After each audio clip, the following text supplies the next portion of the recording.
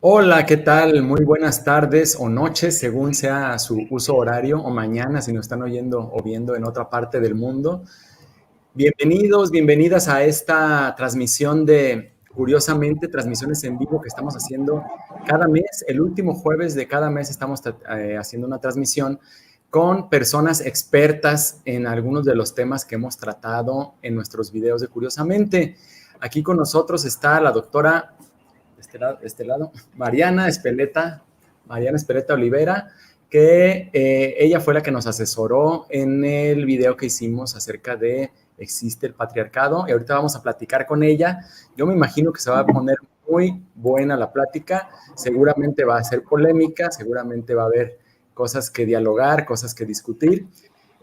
Antes que nada, quiero agradecerles a todas las personas que nos apoyan a través de Patreon o como miembros a través del botón de unirse, porque ese apoyo que nos dan nos ayuda muchísimo como canal a sostenernos. Gracias a ese apoyo podemos seguir trabajando, creando videos.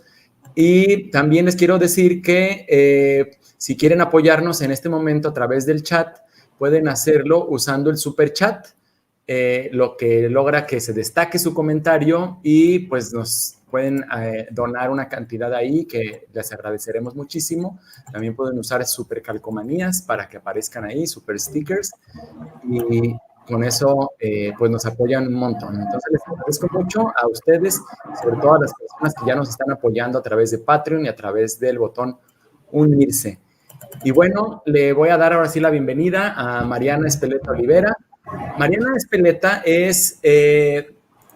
estudió pues bueno, tiene un doctorado en Ciudadanía y Derechos Humanos en la Facultad de Filosofía de la Universidad de Barcelona, tiene un máster en Estudios de Mujeres, Género y Ciudadanía también en Barcelona, y estudió en Andalucía una maestría en Derechos Humanos, y también es licenciada. Tengo aquí que en Derecho, Mariana, ¿eres Sí, licenciada en Derecho? Ah, mira, en sí. Derecho por el ITESO, el Instituto Tecnológico de Estudios Superiores de Occidente, donde yo también estudié. Bienvenida, Mariana, ¿cómo estás? Muy bien, gracias. Gracias por la invitación y gracias al público que nos escucha hoy. Espero que hagamos un diálogo interesante y que podamos conversar y aclarar algunas dudas. Bueno, quizá de las dudas más frecuentes que puedan tener las personas en general y este público en particular. Sí, fíjate que este video que hicimos primero fue muy exitoso, le fue muy bien, tuvo muchas visualizaciones, y además fue de los videos, yo creo que, bueno, no sé si el más, pero sí de los videos que más comentarios generaron, ¿no? Entonces, es un video que provoca muchas ganas de participar en el público, ¿no? A favor y en contra, etcétera. Me gustaría que empezáramos, Mariana. Bueno, vamos a leer las preguntas que nos hicieron las personas del público, especialmente nuestros Patreon, pero me gustaría que empezáramos, a lo mejor por una cuestión como un poquito más general, en el asunto de cómo hacer una distinción, porque creo que es una cuestión que apareció mucho en esos comentarios del video. Decir que queremos que no haya, o que no queremos que exista el patriarcado, no significa lo mismo que estamos en contra de los hombres, ¿o sí? No, claro, a ver, de entrada yo voy a decir una cosa que me gustaría aclarar, y es que yo en este momento hablo por mí misma como una persona que ha explorado diferentes feminismos, porque no hay un feminismo, hay varios, es una corriente de pensamiento amplia que ha tenido, una larga historia, ¿no? A todo el siglo XX y lo que llevamos del XXI, y hay muchas vertientes del feminismo, ¿no? Entonces es difícil hablar así como responder por el feminismo o decir yo tengo la verdad del feminismo, una cosa así por el estilo, para nada, sino como alguien que ha explorado y que ha reflexionado mucho sobre este tema y dialogado mucho con otras personas que también reflexionan sobre este tema, digamos que tengo una serie de respuestas que yo considero más adecuadas, y a veces también voy a aclarar, este es mi punto de vista y hay otros puntos de vista al respecto, ¿no? Y muchas veces hay que decir que las feministas estamos en conflicto con nuestros puntos de vista, ¿no? Es decir, a veces las corrientes feministas también entramos en cierta conflictividad con ciertos aspectos o ciertos momentos de la discusión, y entonces eso también es importante aclararlo, ¿no? Que no hay una voz autorizada del feminismo, No sino hay, que hay no hay muchas como respuestas posibles. Así como hay un papa de la Iglesia Católica, no hay alguien que diga, así todas las feministas tienen que pensar, ¿no?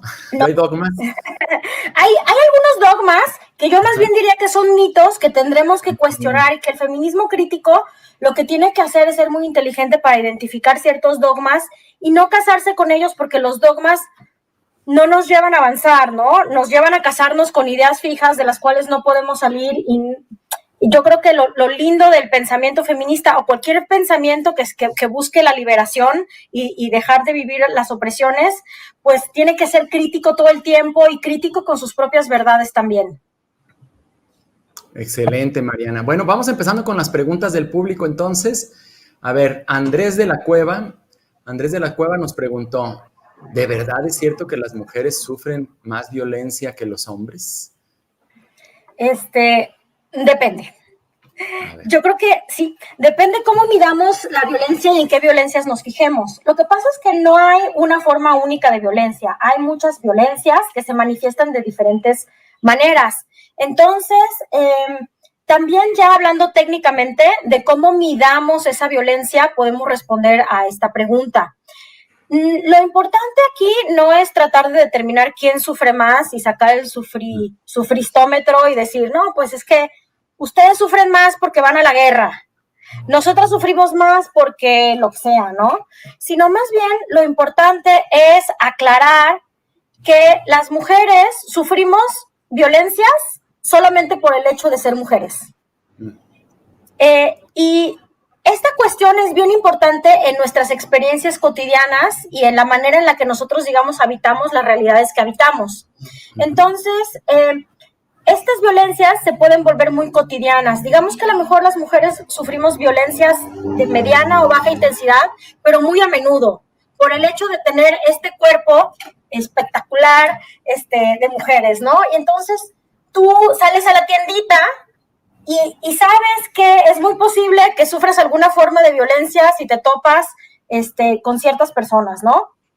Que no es lo mismo que salir tranquilamente a la tiendita cada día, ¿no? O hacer tus cosas sin tenerte que preocupar qué te vas a poner, por dónde vas a caminar, cuánto tiempo vas a tener que esperar en la parada del autobús y todas estas cuestiones que las mujeres, digamos, padecemos de manera cotidiana, ¿no? Y la otra cosa es que también, no solamente en la calle, sino en los hogares, las dinámicas de violencia que enfrentamos las mujeres son también bastante altas y hay muchísimas mediciones. No me voy a poner aquí a sacar así como cifras porque qué aburrido, pero ustedes métanse a la página de ONU Mujeres y ahí hay muchísimas cifras de diferentes partes del mundo, ¿no? Hay otras formas de violencia que sufrimos las mujeres, pero otra cosa que me parece muy particular de la experiencia de habitar un cuerpo de mujer es la amenaza permanente de ser víctimas de violencia. Es decir, no es solamente que la suframos, sino esa sensación de que la podemos sufrir en cualquier momento por el hecho de ser mujeres. Y de ahí que sea tan cotidiano que muchas veces cuando, por ejemplo, salimos de un restaurante y vamos hacia nuestro automóvil o lo que sea, un amigo, compañero, hombre nos diga, ¿te acompaño a tu coche, querida mamá? Y tú le digas, sí, por favor, acompáñame. ¿Por qué? Porque tú como mujer que vas sola, posiblemente enfrentes alguna forma de violencia de la cual tu amigo, compañero, hermano, lo que sea, te puede proteger por el simple hecho de su presencia masculina junto a ti. O sea, no es que tu amigo sea un karateca formidable que si llegan ahí les va a dar de patadas a todos como Batman y te va a salvar a ti, pobre doncella, sino que el simple hecho de que tu amigo sea un varón te va a quitar de encima, te va a conjurar ese posible peligro.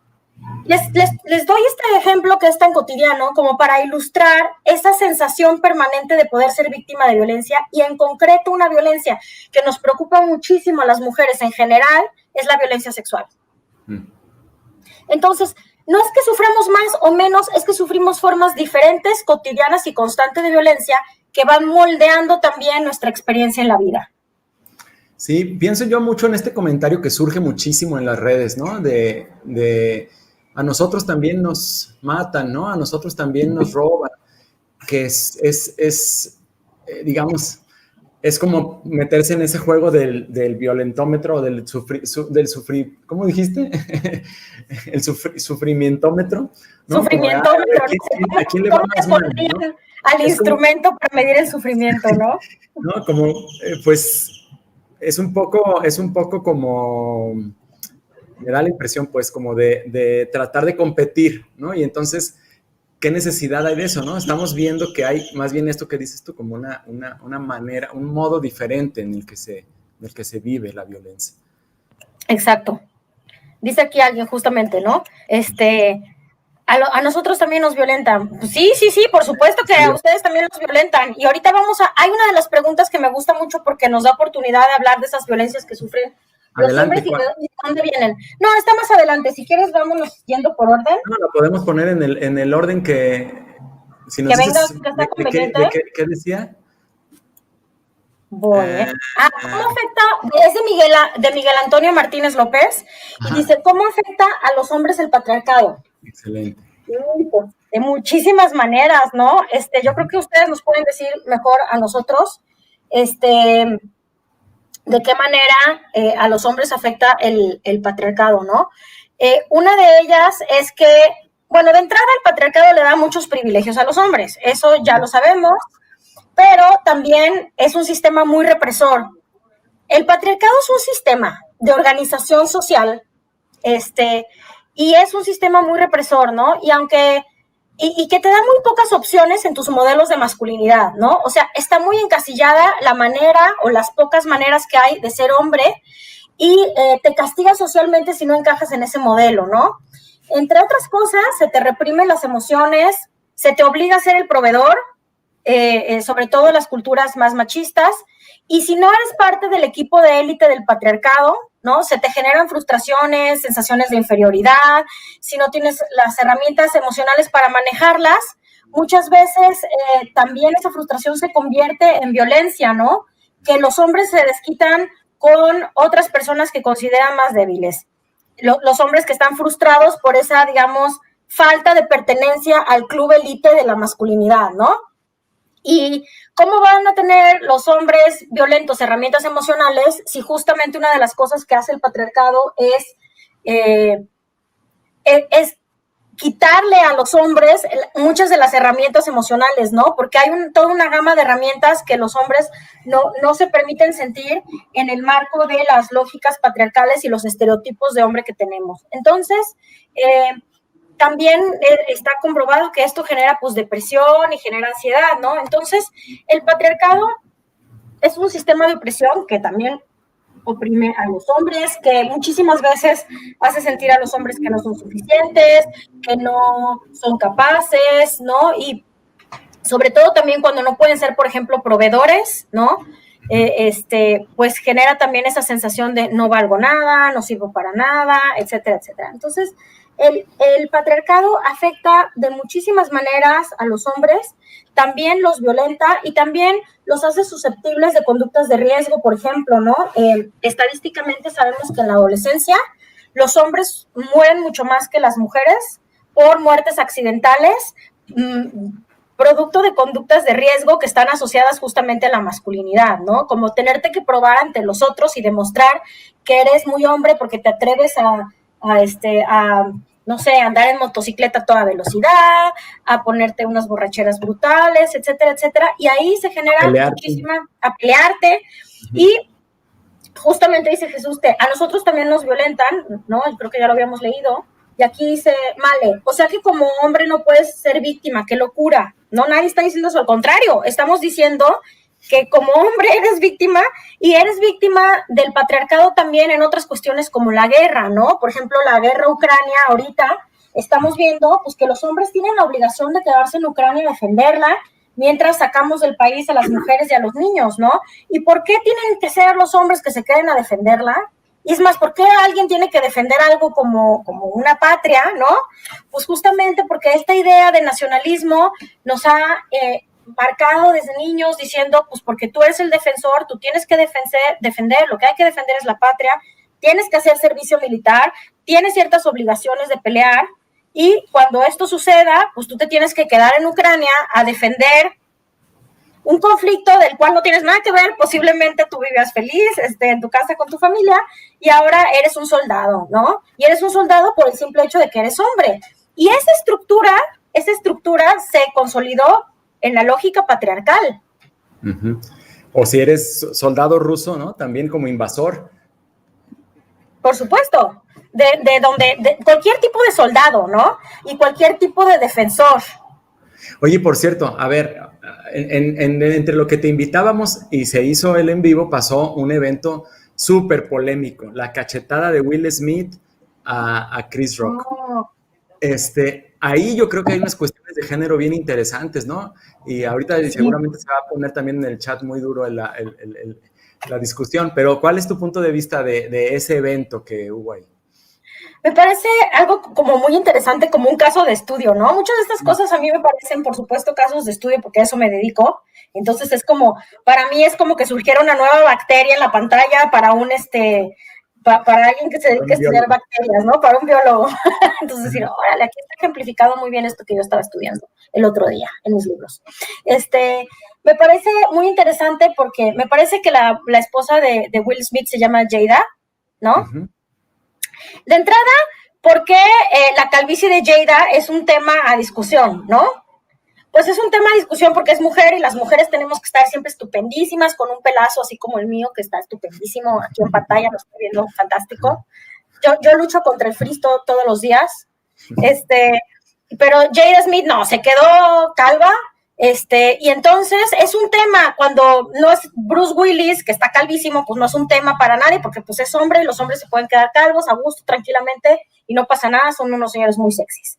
Pero la señora Smith, pues se queda calva y es un tema de conversación. Entonces, porque hay todo un estereotipo de cómo tenemos que ser las mujeres y cómo nos tenemos que ver. Bueno, ya de por sí eso es problemático, pero luego hay un señor que se le ocurre hacer un chistín al respecto, que a ella no le hace gracia, y entonces su marido como que se empieza a reír y a la hora que voltea y la ve y dice, ¡uy! No estuvo chistoso, ya se ofendió mi pobre esposa, porque claro, se están riendo todos aquí a sus costillas, y entonces él se deja de reír, se traga un sapo en ese momento, y entonces dice, ¿qué voy a hacer? Pues defenderla, ¿no? Entonces ya se para y le pega una cachetada al otro hombre. Y Jada así, mira, ¿no? Y entonces a mí lo que me parece súper llamativo es que al final de cuentas Will no voltea y le pregunta, oye, ¿estás bien? No atiende a la emocionalidad de ella, que finalmente es la primera persona que le debería de importar, ¿no? En vez de tener que verse impulsado a salir corriendo a defenderla, oye, ¿estás bien? ¿Qué estás sintiendo? ¿Quieres que nos vayamos? ¿Quieres que le diga algo? ¿Le quieres decir algo tú? Porque tú eres una persona que tiene agencia, ¿no? O sea, como, ¿qué hacemos? No hace una consulta, no la toma en cuenta tampoco. Entonces, a partir de ese momento, él ya va y le reclama al otro y le pega, ¿no? Que pegar, pues ya sabemos que también es una cosa clásica de la manera de resolver conflictos de las masculinidades, ¿no? Entonces va y le pega, y entonces el otro señor, no me pegó enfrente de todo el mundo en los Óscares, y entonces pues el que va a salir peor parado va a ser Will Smith, y a la señora Jada nadie le preguntó nada, ya todo se convirtió en la cachetada que le dio Will Smith al otro, a Chris Rock. Y la señora Jada queda totalmente fuera de foco, fuera de escena, y es nuevamente esa masculinidad en conflicto la que toma el protagonismo de la historia pública, ¿no? Y la escena va a pasar a la historia como la cachetada que le dio Will Smith a el otro señor, Chris Rock, ¿no? Y entonces las mujeres salimos de escena, nadie va a volver a hablar de qué tan bien o qué tan mal está como toda esa, digamos, de entrada que ella sea el centro de atención por estar calva, y dos, que nadie le haya consultado a ella cómo se sintió, qué le gustaría decir, etcétera. Yo lo que pensaba es, ¿de qué manera piensa él que golpear a otro hombre significa defender a su mujer? Porque, bueno, me parece ahí como que no hubo una defensa realmente, más bien hubo una especie de como una pelea por la propiedad, algo medio extraño ahí, como raro. Y además, pues sobre todo lo que acabas de decir, ¿no? Que queda ella fuera, ella no es la protagonista, son ellos los que están al frente. Claro. Bueno, oye, tenemos más preguntas, a ver. Sí, hay muchísimas. Seguimos por orden aquí en las que nos hizo el público antes. A ver, esta es una también muy, muy común. ¿Por qué se habla de feminismo y no de igualitarismo, ¿no? O humanismo, donde todos seamos iguales, todo sea parejo. ¿Y por qué feminismo? Si el feminismo busca la igualdad, ¿por qué se llama feminismo y no así? Busca la igualdad de las mujeres. Es decir, pero a ver, espérenme, vámonos por partes. La primera cosa, la lucha del feminismo, desde que nació en 1800 y tantos, cuando las mujeres no podían votar y empezaron a luchar por el voto, por el derecho al voto. Uh-huh. Cuando surge, o sea, hace muchísimos años, ¿no? Más de 100 años, pues era porque las mujeres pudiéramos votar. ¿Y para qué queríamos votar? Pues para poder exigir tener el resto de derechos. No podíamos tener propiedades, no podíamos trabajar sin el permiso de nuestros maridos, o sea, estaba muy, muy mal la cosa para las mujeres, ¿no? Y entonces, el feminismo surge como esa lucha para que las mujeres consiguiéramos la igualdad en el ejercicio de todos los derechos. Entonces, el sujeto central del feminismo somos las mujeres. Obviamente, al irse desarrollando esta lucha, fuimos encontrando que la causa de la opresión y de la desigualdad de las mujeres es un sistema que en América Latina llamamos machismo, pero que también se llama patriarcado por algunas teorías feministas. Algunas teorías feministas. No todas las teorías feministas hablan de patriarcado, pero es un nombre que todos entendemos para referirnos a lo que ya sabemos que nos estamos refiriendo, ¿no? Que es esta forma de opresión. Pero aquí le podremos llamar machismo si quieren, porque ya estoy viendo que el patriarcado no existe, que alguien está diciendo cosas así. No, sí existe. A lo mejor el nombre no es el que debería de ser. Le podemos llamar machismo y con eso nos quitamos de problemas técnicos. Pero técnicamente le llamamos patriarcado, hay una razón para eso. No todos los feminismos están de acuerdo con eso. Bueno, y entonces, cuando nos dimos cuenta que la razón de que las mujeres fuéramos discriminadas, oprimidas, etcétera, etcétera, era que existía ese sistema de opresión, pues empezamos a luchar en contra de ese sistema de opresión para desarticularlo, desarmarlo, ¿no? Pero, por supuesto que también nos dimos cuenta que ese sistema de opresión no solamente oprime a las mujeres, sino a la generalidad de las personas. Ya hablamos de cómo oprime a los hombres también. Y entonces, cuando nosotros luchamos o combatimos al patriarcado como sistema de opresión, pues ese combate también va liberando a otros sujetos oprimidos del patriarcado de sus opresiones. En ese sentido, la igualdad que buscamos es para todas las personas oprimidas del patriarcado, pero el sujeto central de nuestra lucha somos las mujeres. Por eso sí, por eso se llama feminismo. Muy bien. Oye, por cierto que otra cuestión que vi ahorita en el chat y creo que por ahí también se ha mencionado es el asunto de algo que podemos llamar como biologicismo. O sea, la idea de que, pues, que todo es biológico, ¿no? Entonces, ir en contra de lo que es natural y es biológico, pues es antinatural, ¿no? Entonces, es que el hombre está hecho para ser de esta manera, la mujer está hecha para ser de esta manera. Entonces, estas feministas lo que quieren es ir en contra de la naturaleza, ir en contra de lo que es biológicamente normal y natural. Sí. A ver, ¿qué nos dices de eso? Pues yo diría que es el mismo argumento cuando hablan de que ser homosexual es antinatural. Y porque biológicamente no es una acción reproductiva. Y yo digo, y esa gente no tiene ojos para ver a la naturaleza alrededor de nosotros y ver que absolutamente todas las especies tienen prácticas homoeróticas. Entonces, pues si lo natural más bien sería que todos fuéramos, o que tuviéramos más bien prácticas, homoeróticas, ¿no? Pero más bien yo pensaría que de entrada tenemos una concepción súper errónea de la naturaleza y de lo biológico. Vemos, no sé por qué, yo creo que porque no hemos estudiado suficiente biología, pero cuando la estudiemos nos damos cuenta que la biología es de la cosa más flexible que hay. Es decir, la biología nos da unos ciertos márgenes de actuación y unas enormes posibilidades de adaptación para la vida, porque si no estaríamos todos muertos. Desde la bacteria que salió del mar no hubiera sobrevivido, porque si la biología hubiera dicho, ay no, yo te hice una bacteria de mar, no te puedes salir del mar porque eres una bacteria marina. Pues esa bacteria marina se salió del mar y se convirtió en otra cosa, en una bacteria terrestre, y así colonizamos la Tierra. porque la flexibilidad de la biología es una cosa increíble. Entonces, la biología es algo que más que hacernos seres determinados, nos hace seres bien flexibles. Oye, y yo creo que a veces es más rígida la cultura que la biología. Porque la biología nos da estos dogmas que nos hace ser fijos y decir, no, los hombres somos cazadores de mamuts y por eso salimos de la cueva a cazar y ese es nuestro rol para siempre hasta el infinito y más allá. Aunque vayamos a Marte y colonicemos otras galaxias, el macho es el cazador y la hembra está dentro de la caverna barriendo y trapeando y cuidando a los cavernicolitas. Eso es cultural, eso no es biológico.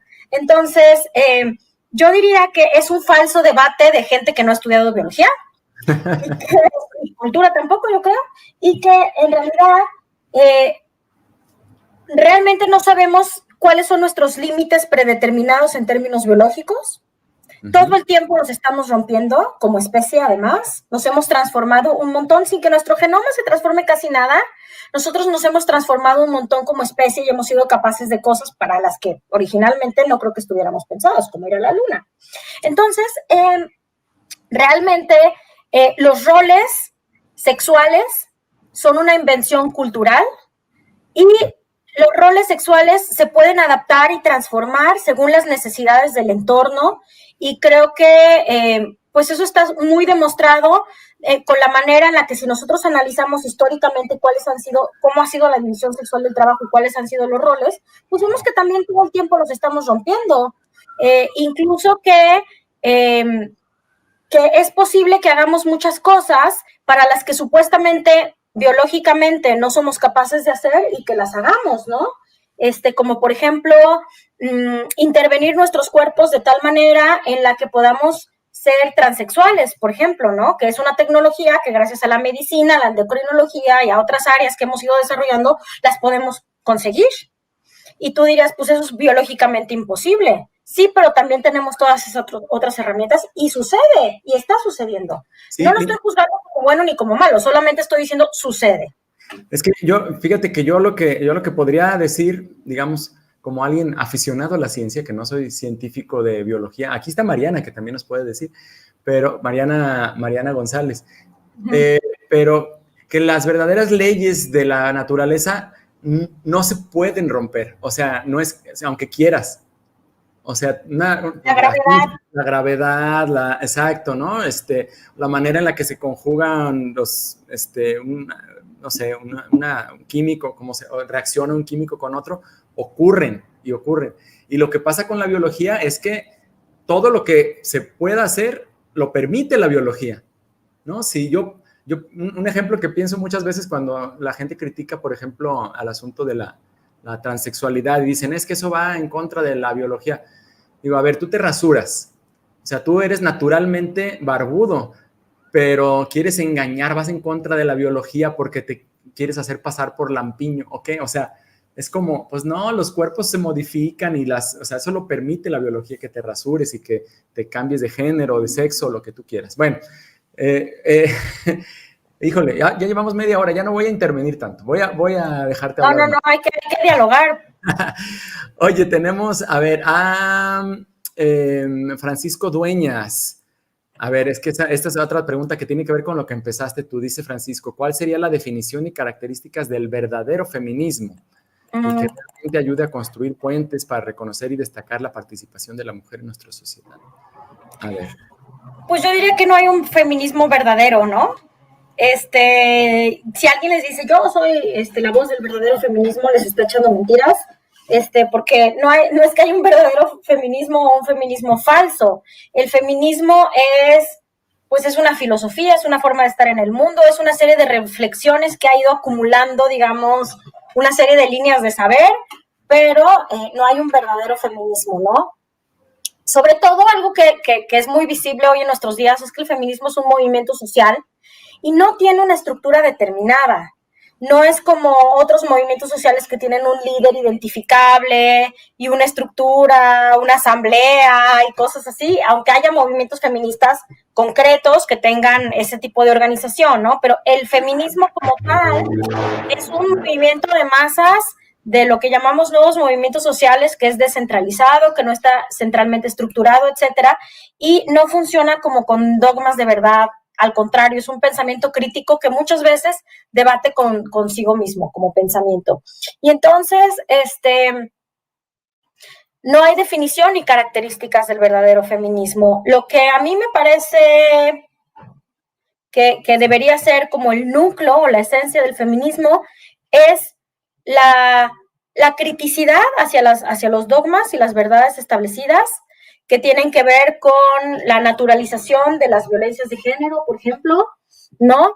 Que tiene que ver con la naturalización de la división sexual del trabajo y también decir que a mí me gusta, y yo soy del feminismo que busca ser dialogante, si no, no estaría aquí, que busca ser dialogante y que busca ser transformador también.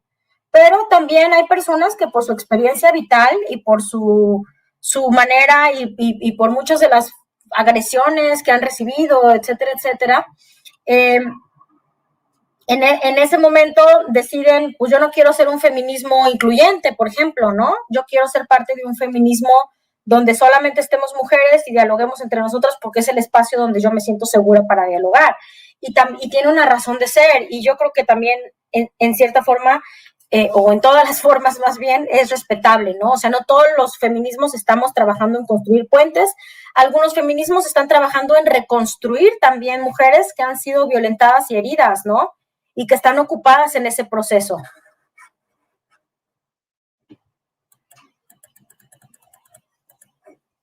Estoy hable y hable y con el micrófono desactivado. Sí. Ya. Oye, que te digo que esta pregunta se hila muy bien con la que nos hace Noemí Moreno, que nos dice cuál es tu perspectiva respecto a las diferencias teóricas e ideológicas dentro de los feminismos, sobre todo cómo se manifiestan en la acción política y pública. Es una pregunta interesantísima. Yo creo que mi perspectiva es que siempre es bueno tener diferencias teóricas e ideológicas, porque así, si las dialogamos, podemos avanzar e ir generando conocimiento nuevo, ¿no?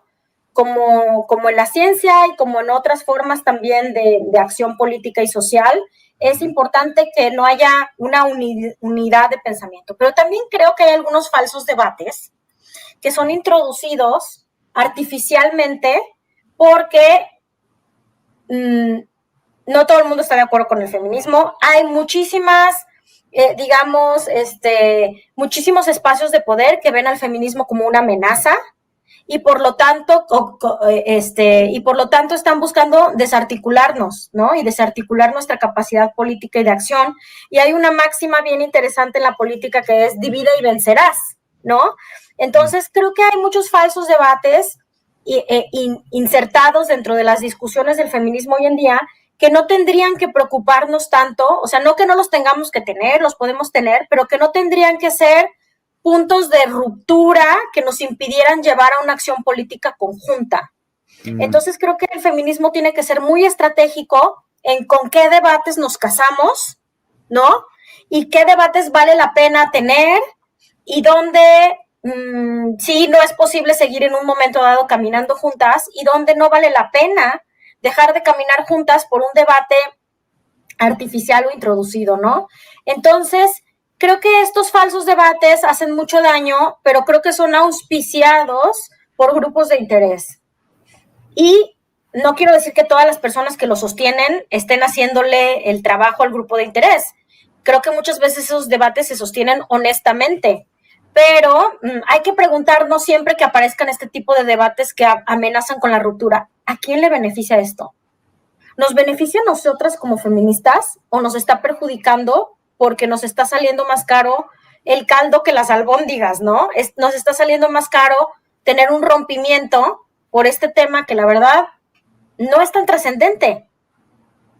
Y me estoy refiriendo a un debate muy reciente, que es el debate trans-incluyente o trans-excluyente, ¿no?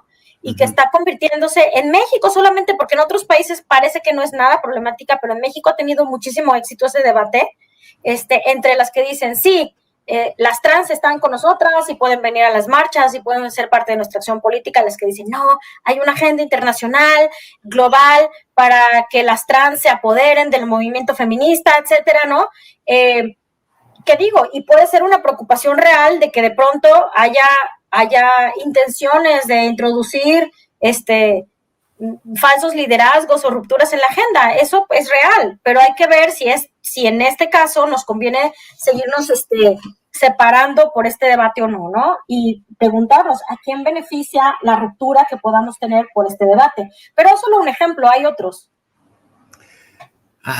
Bueno, hay otra pregunta muy similar de Saúl Bojorquez. A lo mejor ya está respondida, pero la ponemos de todas maneras. Dice, ¿existen diferentes tipos de feminismo? ¿Cuáles son las posturas feministas que prevalecen en el marco social actual y qué diferencias hay entre ellas? A lo mejor convendría hablar quizá de las corrientes más, no sé, más importantes del feminismo. ¿Tú qué piensas?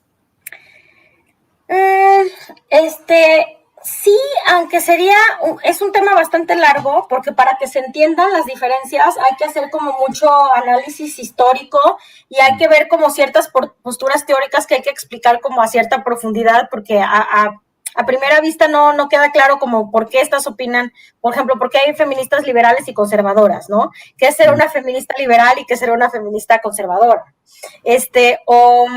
Feministas de la igualdad y feministas de la diferencia. ¿Cuál es la...? Entonces tendremos que hablar filosóficamente de la igualdad y filosóficamente de la diferencia.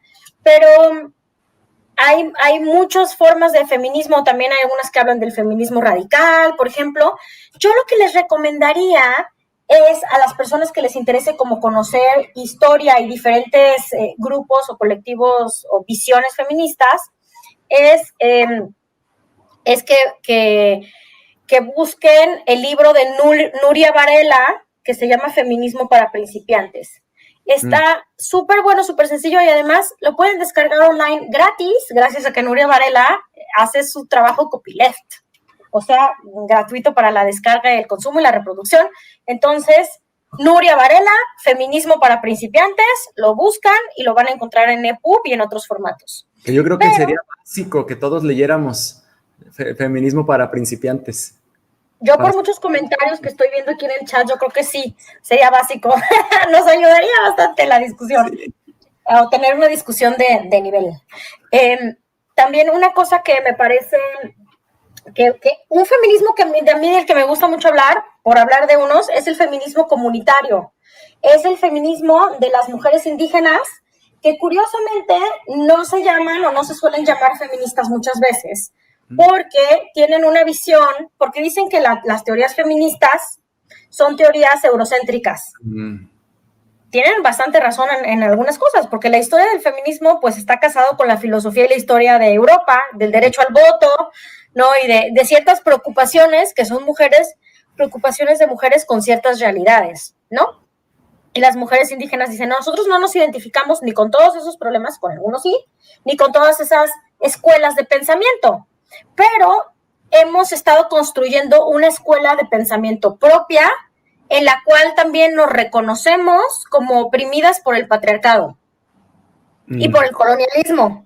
Que luego hay ahí también una unión teórica entre lo que llamamos el colonialismo patriarcal, ¿no? Y entonces, y las mujeres indígenas desarrollan, digamos, como sus propias teorías o explicaciones, identificándose, digamos, como sujetas vulneradas por el patriarcado y el colonialismo, y hacen su propia, digamos, también teoría y discusión sobre las maneras de liberarse de esa forma de opresión que es particular de la que viven ellas. Y se llama feminismo comunitario y es muy interesante y es muy bonito y hay un libro de Francesca Gargalo que murió hace poco, que se llama Feminismos desde Abya Yala. Y creo que también lo encuentran en internet libre para descargar, si les interesa, por ejemplo, conocer a los feminismos comunitarios.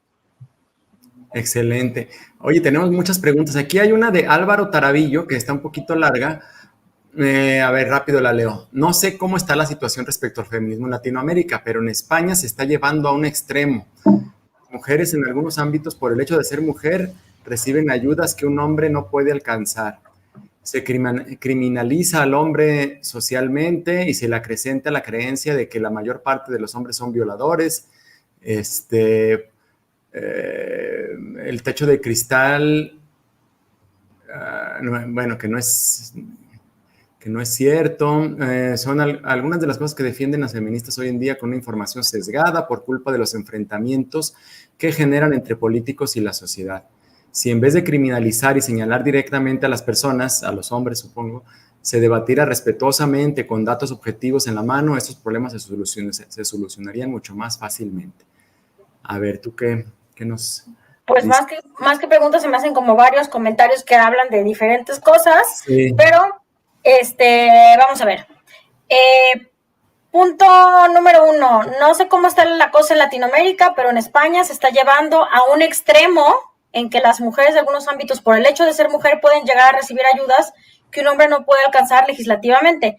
Sí, se llaman medidas compensatorias, no sucede solo en España, sucede en todo el mundo, hasta en Japón, y no son solamente para las mujeres. En general, las medidas compensatorias se hacen para personas que se encuentran, digamos, dentro de la libre competencia social, por así decirlo, en alguna forma de desventaja por una cuestión histórica, y cultural, ¿no? Que puede ser étnica, que puede ser alguna discapacidad, que puede ser el hecho de ser mujer en las culturas donde hay una opresión machista notoria, que puede ser de diferentes formas, y entonces estas medidas compensatorias pues son específicamente para las personas que las necesitan y los demás no podemos acceder, ¿no? Por ejemplo, no sé, si en algún país detectan que la mayoría de personas con discapacidad motriz no tienen trabajo, pues hacen un programa de estímulos para los empleadores para que empleen a las personas con discapacidad motriz, y a las personas con discapacidad motriz pues les dan algunas ayudas en específico, como vales de despensa o yo qué sé, que no son para toda la población. Y lo mismo sucede en algunos casos con las mujeres. Por ejemplo, hay incentivos para algunas empresas para que empleen mujeres porque las mujeres no tienen suficiente representación en esa industria o lo que sea. Entonces, no es solamente en España, es en todo el mundo que haya algunas de estas medidas compensatorias. La idea original de las medidas compensatorias es que sean transitorias, es decir, que al mismo tiempo que se dan, se luche por la inclusión plena de ese grupo, ese colectivo social que no está plenamente incluido, y entonces ese colectivo pueda, sí, o sea, ya no se necesite y ya, ¿no? Te deja de dar esa medida compensatoria. Se criminaliza al hombre y socialmente se le acrecienta la creencia de que la mayor parte de los hombres son violadores por culpa de la política y los medios de comunicación. Bueno, pues yo no comparto que eso suceda, no comparto que haya una criminalización de los hombres por el hecho de ser hombres, ¿no? Pero ciertamente, pues cuando los hombres cometen un crimen, y la mayoría de los crímenes sexuales, por ejemplo, pues los cometen hombres, pues estadísticamente eso está clarísimo, no hay manera de rebatirlo. Pues ahí, perdón, Mariana, me gustaría hacer como una acotación, porque es unas cosas que nos criticaron en el video. Cuando se dice que la mayor parte de los violadores son hombres, no es lo mismo que decir que la mayor parte de los hombres son violadores. Para nada es lo mismo. O sea, porque es una cosa que como que creo que sí, que la gente se confunde a veces, ¿no? Decir, oye, la mayor parte de las violaciones son cometidas por hombres. No es lo mismo que no estamos diciendo la mayor parte de los hombres son violadores. Bueno, ya, perdón. No estamos diciendo eso para nada. Sí. Afortunadamente, imagínate que más estaríamos. No nos juntaríamos con ustedes para nada. Para nada. Para nada. Qué bueno que no. Perdón que te interrumpí. No, y obviamente, pues cuando estas cosas suceden, pues son súper mediáticas. O sea, a ver, en España está el caso de La Manada, ¿no? Esta violación sexual que sufrió una chica de 19 años en el portal de un edificio por 8, me parece, sujetos que además filmaron todo y lo subieron a redes.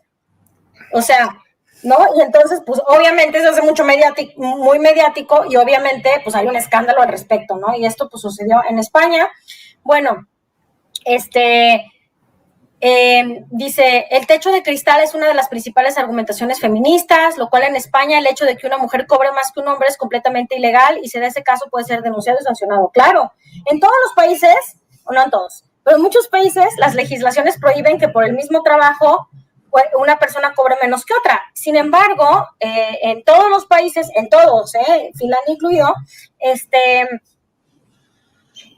incluido, las mujeres ganan menos que los hombres por diferentes circunstancias, ¿no? La masa salarial es menor y hay un techo de cristal.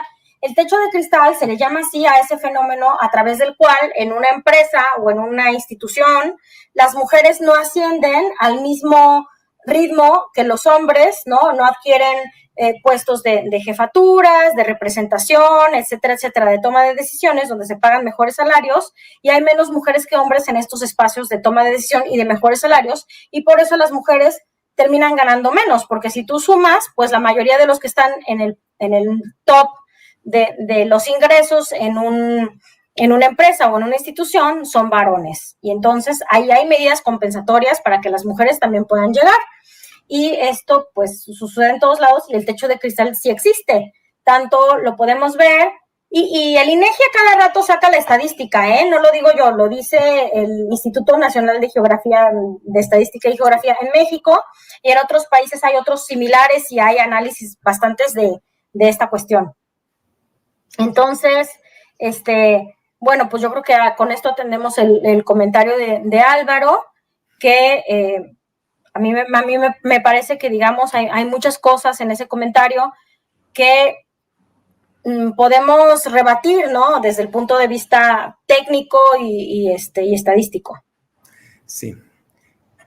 A ver, más preguntas, unas así como más digamos, de historia. Mateo y Juan C. Ruiz de la C nos preguntan, que son de nuestros también, de nuestros patrocinadores, nos preguntan, ¿cuándo surge el patriarcado y por qué? Es importante desnaturalizarlo y no tomarlo como algo dado y normal en nuestra sociedad. ¿Cuándo surge?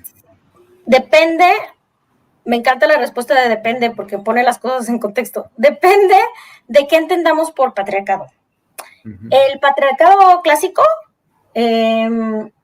surge en la antigüedad y es esa estructura social que giraba en torno de un patriarca, ¿no? Y que es la misma estructura bíblica, por ejemplo, que podemos encontrar.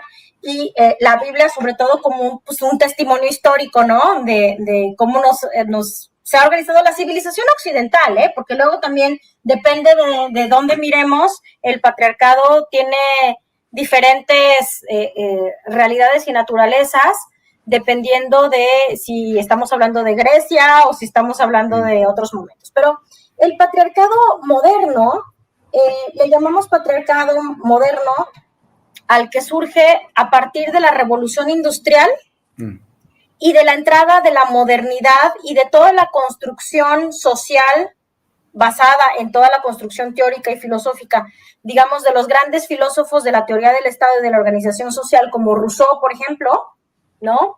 Que establecieron la supremacía en la modernidad de los hombres con respecto a las mujeres, se construyó toda una argumentación, comillas, científica muy deficiente de la superioridad de los hombres y las mujeres, de la naturalidad del liderazgo masculino y de la debida obediencia de las mujeres a ese liderazgo, se construyeron las leyes para mantener eso funcionando así, se conforma la familia nuclear y se divide el espacio en espacio público y espacio privado, y todas estas cosas que surgen más o menos a partir de la revolución industrial, los procesos coloniales y las leyes derivadas de los códigos como el Código Napoleónico.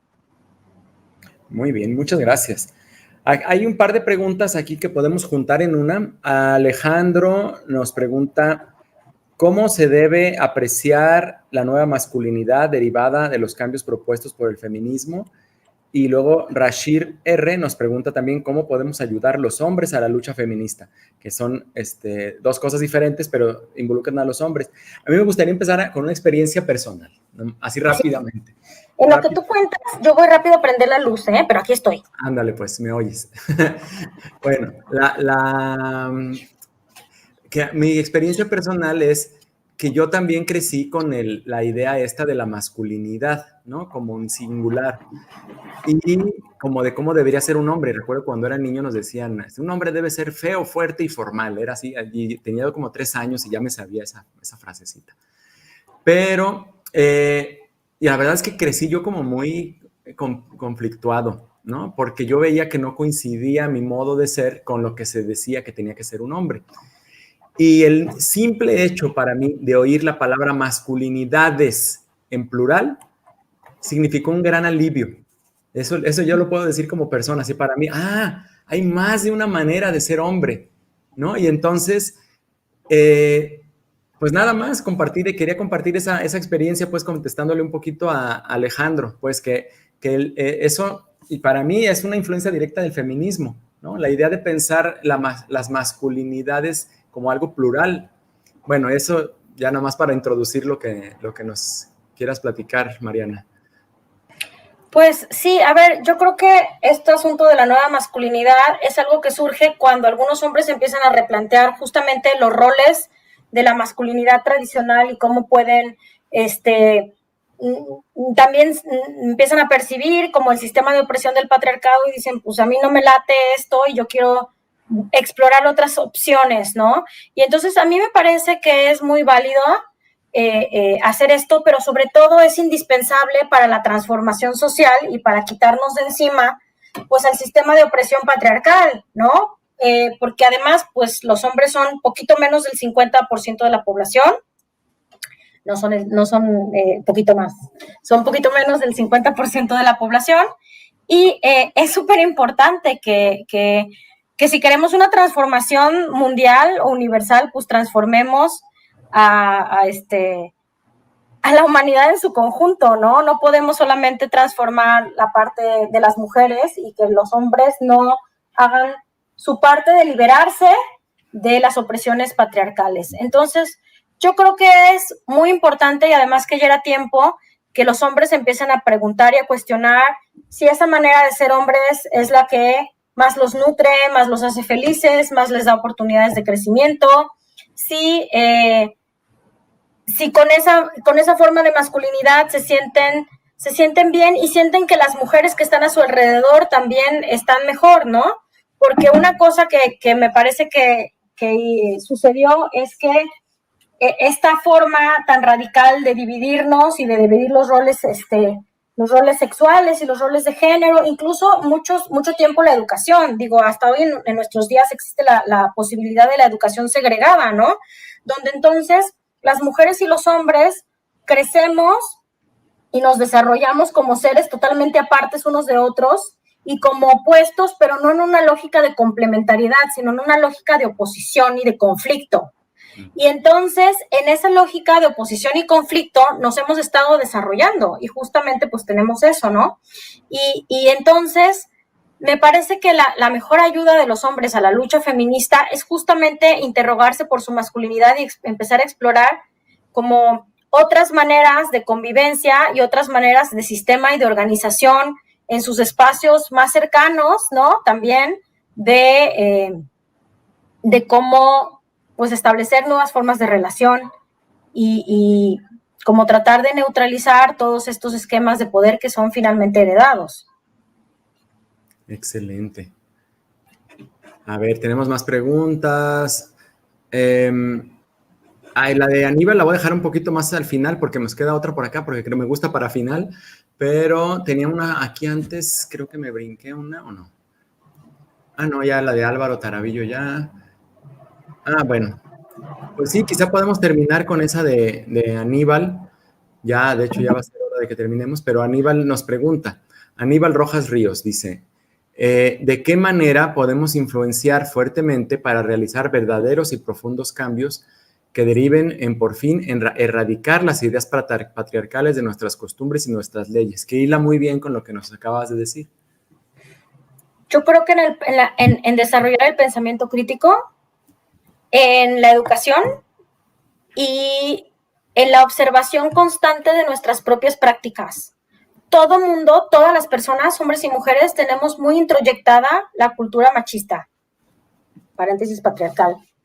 Y Y entonces, esta manera en la que tenemos introyectada esta cultura machista y patriarcal, la tenemos que observar para empezar a desactivarla en nuestras prácticas cotidianas, ¿no? O sea, no solo los hombres la tienen introyectada, las mujeres también la tenemos introyectada. Y entonces, justamente el camino feminista para las mujeres nos ayuda a dar estas herramientas de autotransformación, ¿no? Y dejar de tener introyectadas estas prácticas de poder y de subordinación al patriarcado, ¿no? Y yo creo que es muy importante desde el cambio personal hasta el gran cambio cultural, y me parece también como muy importante empezar a cuestionar y a no favorecer las conductas machistas o opresoras a nuestros alrededores, ¿no? Señalarlas, cuestionarlas y no dejarlas pasar como chistes, como algo normal, entonces no pasa nada porque es normal.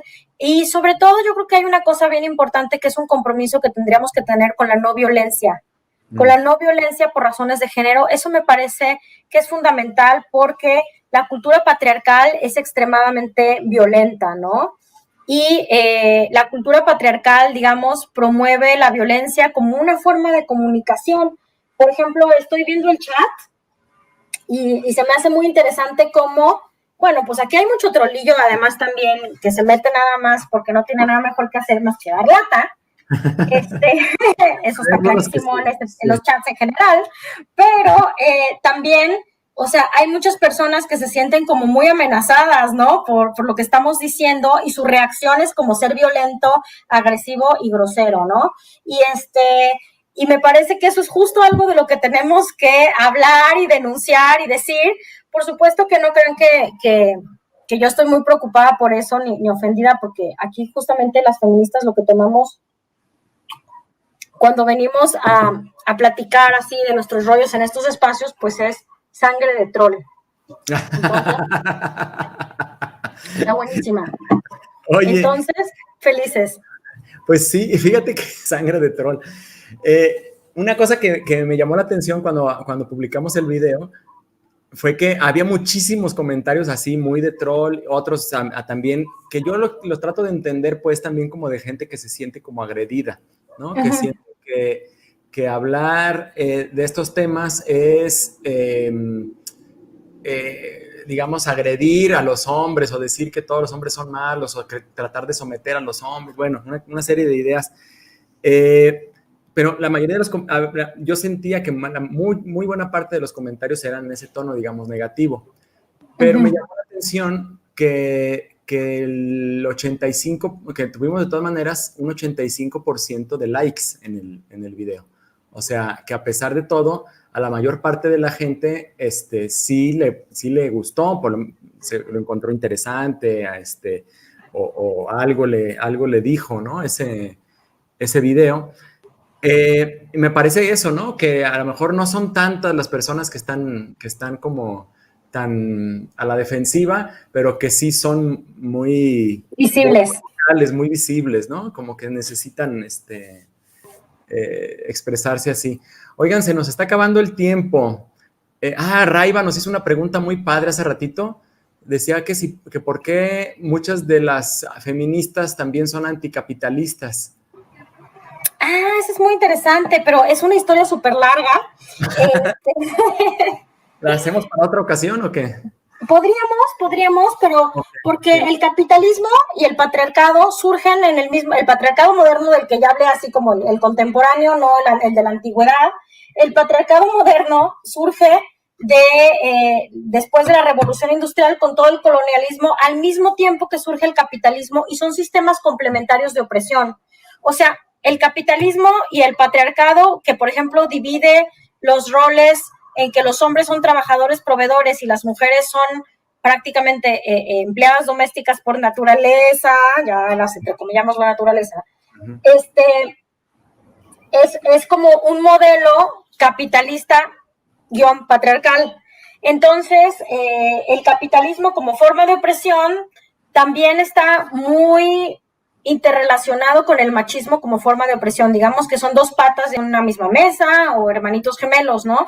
Y entonces, luchar contra el capitalismo muchas veces la idea es que también tiene repercusiones en la lucha antipatriarcal, y la lucha antipatriarcal tiene repercusiones en otra, y busca otras formas, digamos, de organización social que sean pues menos dependientes de la división sexual del trabajo y de los roles de género que se establecen a partir de que se establece el capitalismo patriarcal. Exacto. Oye, quiero mandarle un saludo a LoliBlue27, que a pesar de que le están echando carrilla ahí en el chat, sigue ella firme ahí. Entonces, saludos a LoliBlue. Y bueno, pues creo que se nos acaba el tiempo, Mariana. No sé si la otra Mariana nos quiere dar alguna pregunta, algo que quiera que contestemos, o ya cerramos. Si tuviéramos que cerrar ahorita, Mariana Espeleta Olivera, ¿con qué te gustaría que nos despidiéramos? Pues me gustaría que nos despidiéramos con una invitación a seguir dialogando. Hay varias personas que están hablando del Día del Hombre y que si se va a discutir la cuestión de la masculinidad, a mí me parecería súper recomendable y súper interesante hacerlo, ¿no? O sea, como hablar de todas estas cuestiones que también están afectando a los hombres, cómo se sienten al respecto y quizá muchos de ustedes por qué se están sintiendo tan alterados, tan atacados, tan vulnerados, y reflexionar sobre ello, porque creo que es una forma de avanzar en vez de quedarse estancado nada más en el de, ay, malditas, son unas tontas, esta señora que ya se calla y se siente y todas esas cosas, ¿no? O sea, ¿cómo salimos de ahí, pues? Ajá. Ya me comprometo a hacer un video para el Día del Hombre. Perfecto. Para que... ¿Te puedo recomendar ahí a alguien que para platicar? Excelente. Que han reflexionado de esto, que han reflexionado mucho de esto, entonces se puede poner interesante. Excelente. Oye, muchísimas gracias, Mariana. Muchísimas gracias a toda la gente que nos estuvo viendo y escuchando. A todos, a todas, por comentar lo que hayan comentado. Aquí estuvieron escuchando. Yo creo que este tipo de ejercicios más vale hacerlos que quedarnos callados, ¿no? Y que, aunque sea así como un poquito rasposa la respuesta de la gente que hace visibles sus comentarios, pero yo creo que vale la pena. El video va a quedar aquí en Curiosamente para que cualquiera lo pueda seguir viendo. Si no pudieron estar en el en vivo, que ya se va a acabar, pues el video queda aquí. Les quiero anunciar también que para el próximo mes tenemos a Aldo del Robot de Platón. Vamos a estar platicando con él para que también vayan preparando sus preguntas para Aldo. Y bueno, pues creo que con eso nos vamos a despedir. Muchas gracias, Mariana. No, pues gracias a ustedes, gracias por la invitación, Tonatiuh y Mariana, y estoy a disposición para cuando quieran tener otra charla. Bienvenida.